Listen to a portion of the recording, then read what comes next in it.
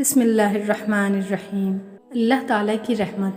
حضرت ابو امامہ رضی اللہ تعالیٰ عنہ سے روایت ہے کہ رسول اللہ صلی اللہ تعالیٰ علیہ وسلم نے فرمایا، جنت میں داخل ہونے والا سب سے آخری آدمی وہ ہوگا جو پل صراط پر اس طرح سے چل رہا ہوگا کہ گویا پیٹھ کے بل اس پر گھسٹ رہا ہوگا۔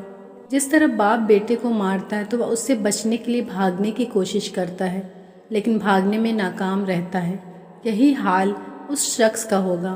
پھر وہ عرض کرے گا، اے میرے رب، مجھے بھی جنت میں پہنچا دے اور جہنم سے بچا لے۔ تو اللہ پاک اس سے فرمائے گا، اے میرے بندے، اگر میں تجھے جہنم سے نجات دے کر جنت میں داخل فرما دوں تو کیا پھر تم اپنے گناہوں اور خطاؤں کا اعتراف کر لو گے؟ وہ بندہ عرض کرے گا، مالک، تیری عزت و جلال کی قسم، اگر تو مجھے دوزخ سے بچا لے تو میں اپنے تمام گناہوں اور خطاؤں کا اعتراف کر لوں گا۔ اب وہ بندہ پل صراط پار کر لے گا اور جہنم میں گرنے سے بچ جائے گا۔ پل پار کر لینے کے بعد دل ہی دل میں سوچے گا کہ اگر میں نے اللہ پاک کے سامنے اپنے گناہوں اور اپنی خطاؤں کا اعتراف کر لیا تو وہ ضرور مجھے واپس دوزخ میں ڈال دے گا۔ اسی دوران اللہ پاک اس سے فرمائے گا، اے میرے بندے، تو میرے سامنے اپنے گناہوں اور اپنی خطاؤں کا اعتراف کر، میں تیرے تمام گناہ بخش دوں گا اور تجھے جنت میں داخل کر دوں گا۔ تو وہ بندہ عرض کرے گا، الہی، تیری عزت کی قسم، نہ تو میں نے کبھی کوئی گناہ کیا ہے اور نہ ہی کبھی کوئی خطا مجھ سے سرزد ہوئی ہے۔ اللہ پاک اس سے فرمائے گا، میرے بندے، میرے پاس تیرے خلاف گواہ موجود ہیں۔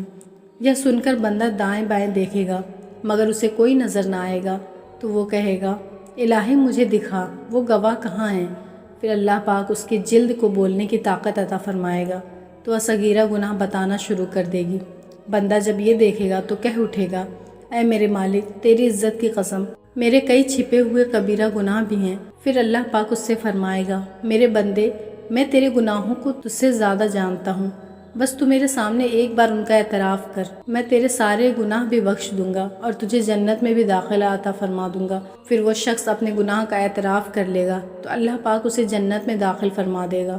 پیارے پیارے اسلامی ناظرین، اس دنیا میں بھی بندہ اگر اپنے گناہوں کا اعتراف کر لے، ان پر ندامت کا اظہار کرے اور اللہ پاک کی طرف رجوع کرے تو رحمت الہی اس کا استقبال کرتی ہے۔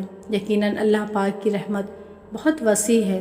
وہ کریم رب اپنے بندوں پر بے انتہا رحم فرماتا ہے، اس کی رحمت کی کوئی لمٹ نہیں۔ یہ اس کی رحمت ہی تو ہے کہ ہماری نافرمانیوں کی کثرت کے باوجود بھی وہ ہماری پردہ پوشی فرماتا ہے۔ یہ اس کی رحمت ہی تو ہے کہ گناہوں کی کثرت کے باوجود وہ رزاق رب ہمارا رزق بند نہیں کرتا۔ یہ اس کی رحمت ہی تو ہے کہ گناہوں کی کثرت کے باوجود وہ علیم و بصیر یعنی جاننے اور دیکھنے والا رب ہماری آنکھوں کی روشنی واپس نہیں لیتا۔ یہ اس کی رحمت ہی تو ہے کہ گناہوں کی کثرت کے باوجود وہ قادر مطلق رب ہماری سننے کی طاقت ختم نہیں کرتا۔ یہ اس کی رحمت ہی تو ہے کہ گناہوں کی کثرت کے باوجود وہ قہار و جبار رب قوت گویائی یعنی بولنے کی طاقت سے ہمیں محروم نہیں فرماتا۔ یہ اس کی رحمت ہی تو ہے کہ گناہوں کی کثرت کے باوجود وہ سمیع و بصیر رب ہمیں پاؤں کی نعمت سے محروم نہیں فرماتا۔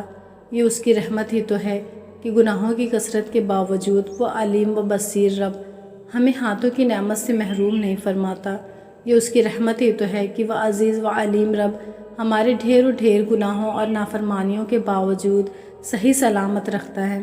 یہ اس کی رحمت ہی تو ہے کہ گناہوں کی کثرت کے باوجود وہ بے نیاز رب ہمیں دی ہوئی اپنی نعمتیں واپس نہیں لیتا۔ یقیناً اس کی رحمت بے حساب ہے۔ پیارے پیارے اسلامی ناظرین، یقیناً اللہ پاک کی رحمت کی کوئی حد نہیں۔ نیک ہو یا بد، پرہیزگار ہو یا بدکار، فرما بردار ہو یا نافرمان و خطا کار، رب کی رحمت سب کو پہنچتی ہے۔